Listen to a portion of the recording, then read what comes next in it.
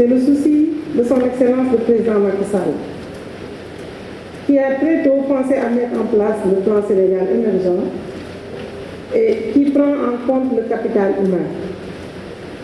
Ceci nous fait penser ou entrer dans le vif du sujet. Le PAMA est un programme de modernisation de l'administration.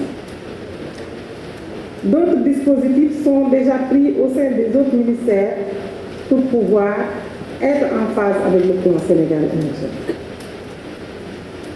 Donc j'aurai comme tâche d'abord d'essayer de répondre aux questions, mais je voulais vous dire que l'État du Sénégal est sur une voie de modernisation. La réforme est déjà déclenchée. Je vois que vous avez beaucoup de préoccupations par rapport à cela, mais une réforme ne se fait pas du jour au lendemain. Une réforme nécessite du temps, mais elle a déjà été déclenchée. Si on peut signer 4000 actes dans une journée, alors que les 4000 actes attendaient des dizaines d'années, ce qui veut dire que le Sénégal est sur la bonne voie. Ceci a été effectué, je parle sous le contrôle de mes collaborateurs, il n'y a pas 3 jours. Nous avons vidé la plateforme électronique sur les dossiers de validation et quelques dossiers de nomination et de titularisation par voie électronique. C'était un exemple pour dire que la réforme est déjà déclenchée. Ceci nous fait revenir à la mission de renouveau qui vient s'ajouter à la mission classique de la fonction publique qui concernait à prendre en compte les actes d'administration et de gestion, mais le renouveau vient apporter une touche particulière à cette mission classique et ne se limite pas seulement au niveau du ministère de la fonction publique, mais va prendre en compte le travail en étroite collaboration avec tous les autres ministères. Ce qui veut dire que les lenteurs administratives vont être sous peu de vieux souvenirs, ce qui veut dire que les rappels vont être payés à temps, et c'est en bonne voie. Le ministère des Finances, du Budget et des Finances est là, des Finances et du Budget est représenté.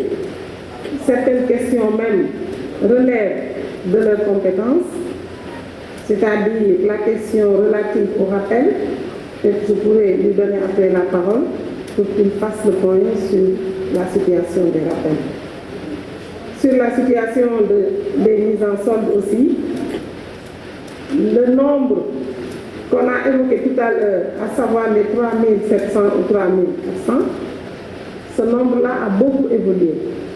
Peut-être que le ministère des Finances et du Budget va apporter aussi des éclairages, mais nous comptons dans notre correspondance par écrit mettre à jour le nombre d'actes par rapport à la mise en solde. Les finances attendaient 10 000 mises en solde et la fonction publique y a beaucoup travaillé pour pouvoir atteindre cet objectif de 10 000 mises en solde concernant les actes d'entrée. Donc cet effectif-là a beaucoup évolué. Monsieur le Président, je voulais simplement rappeler cette mission classique du ministère de la fonction publique et l'ère du renouveau qui est en train d'être installée au sein de ce ministère et qui va travailler en étroite collaboration avec tous les autres ministères pour pouvoir être dans cette voie du numérique, de la digitalisation, afin de faire oublier le calvaire des lenteurs administratives. Pour revenir aux questions que j'ai effleurées tantôt, je vois que le problème du recrutement revient souvent. Et je l'ai rappelé dans les réponses au niveau de la Commission des Finances que le recrutement se fait sur la base très claire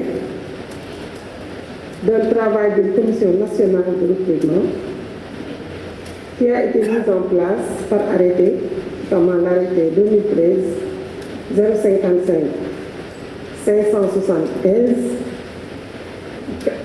qui a déjà défini tous les critères sur lesquels on doit se baser pour pouvoir procéder à des recrutements. Les ministères qui sont représentés sont la fonction publique, les finances, la présidence de la République est aussi représentée, le secrétariat général du gouvernement est représenté et le ministère pour lequel on recrute est représenté. Les critères, on les a déjà, on en a parlé la dernière fois, c'est des critères de compétences, de genre. Les personnes vivant avec un handicap en ont une part, et c'est l'article 9 de la loi d'orientation sociale qui le dit, au moins 15% dans la mesure du possible.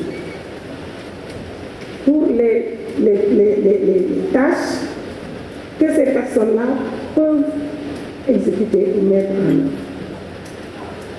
Tout ceci est déjà compris au niveau de la fonction publique, au niveau de la commission, et toutes ces préoccupations vont être prises en compte. Donc, c'est une commission nationale qui procède à ce recrutement. La fonction publique assure la présidence et le secrétariat, mais les autres ministères, à savoir les finances, avec la direction de la programmation budgétaire et la direction de la solde, sont bien représentées. Ces deux directions sont bien représentées. Il ne s'agit pas de critères géographiques, comme on a souvent l'habitude de le dire. Il y a des cas où ce critère est pris en compte. Quand on prend le cas de la santé, le ministère de la Santé est représenté. On prend en compte les contractuels. Te loolu bëggoon naa ko wax ci wolof parce que am na solo lool.